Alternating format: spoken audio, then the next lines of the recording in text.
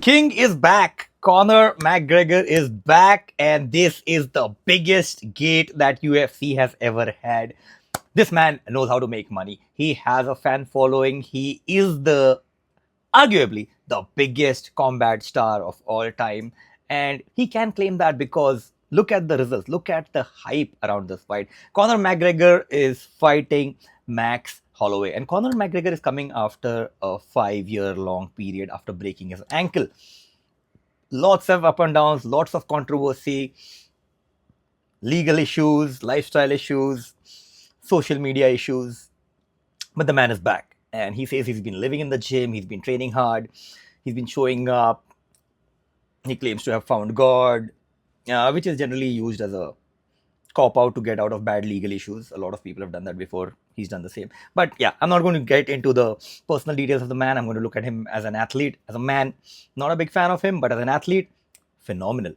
Right? Conor McGregor came in like a wrecking ball into the UFC and took it to heights that combat sport hadn't been then, right? Especially MMA. Boxing, yes, it was massive at one point of time, but now the way MMA took over, a lot of it, a huge credit of it goes to Conor McGregor. But he's fighting one of my favorites, Max Holloway. Now, Max Holloway and Conor McGregor have faced each other, but that time, Max Holloway was just a kid, literally fresh into the UFC, and they went the distance, and Max Holloway lost. But right now, Max Holloway has been on a tear. He's been active, he's been evolving, and the way he's evolved as a fighter is phenomenal. Like ground game, boxing, striking, fight IQ, courage, charisma, everything. He's grown in every aspect as an athlete, and which is why I personally am a Max Holloway fan. And even at the peak, I was never a McGregor fan, but that does not stop me from admiring the skills that he has, right? Conor McGregor has amazing takedown defense. His striking by far is one of the finest. The way he moves in his range and distance, finds minute windows. Like he can make you miss by a tiny millisecond, micrometer, and still find a window to knock you the hell out. And that is the beauty of Conor McGregor game. If you charge him blind, you're going to end up face down, lights out on the mat. And that is the biggest risk. So coming into this fight specifically, the way I see it, I'm not going to be blind to the fact that Conor had 5 years off, and those 5 years were not entirely all tested. So I don't want to say it in words, but you know what I'm saying at.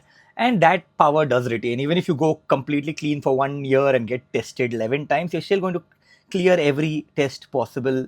And that's not going to show up in your tests. But yeah, you have a lot of time to build up strength. And he's gone up weight classes and pulled down from there to welterweight, right? Whereas Max Holloway is going up to welterweight. And I've always spoken about this. Whenever you move up a weight class from your general weight class, it is not just about piling on weight, it's also about raising your performance, your muscle strength, and your motor neuron recruitment to the level of that weight class. All right. You can jump weight classes in 3 months, no big issue. You can even jump weight class in 6 months, great. But an ideal time period to jump a weight class is anything above 6 months to a year. All right. Alex Pereira did the mistake, and you saw how that turned out for him. A lot of fighters have done this mistake. You cannot just jump up weight classes. But Max Holloway does have the frame to sustain that kind of muscularity. Will he be able to bring the performance into that frame is the question. But he has phenomenal cardio. Not cutting weight too much is going to give him even better cardio. Where he might lack is the strength and power differential, which is where Conor will have his biggest advantage. But given that that advantage probably lasts about 2 rounds, at the most 3 rounds, if Conor wants to win this fight, as most people see it, including me, Conor will have to push for a quick finish within the first 2 or 3 rounds. Because when it gets drawn into deep waters, that is where Max Holloway shines. His cardio just goes up, his performance just goes up. Whereas Conor, even at his prime, even at his peak, was not the greatest fighter in the last 2 rounds. right? He could stand up, he could trade, but you could see his performance waning. His performance peaks at the second round. That's about it. After that, third round is just survival, and then it's a little downhill from there. And that is why, because Max Holloway has consistently been active, his cardio is relentless, his cardio is great. This time he doesn't even have to cut too much weight, so his cardio is even better. So if this fight goes on beyond the first two rounds, it starts swinging completely in Max Holloway's favor. But can Max Holloway get a finish before that? Sure thing. Would he risk that? I doubt it. And Conor definitely has the pure power advantage to bully and destroy Max Holloway in the first 2 minutes. And that is where this fight will get very, very interesting. All right. Nobody thinks Conor McGregor can pull this off. Like, the odds are extremely against him.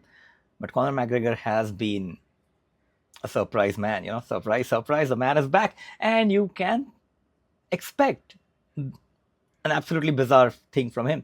And if this fight goes to the decision, it might swing in Conor's favor, given that how much revenue and value and star power he brings to the UFC. Never count that out. Never count judges' bias out. All right, which is why I hope this does not go to the decision. And overall, looking for a very exciting, non-controversy ridden, beautiful fight between these two warriors, Conor McGregor, the Notorious, and Max Holloway, my personal favorite.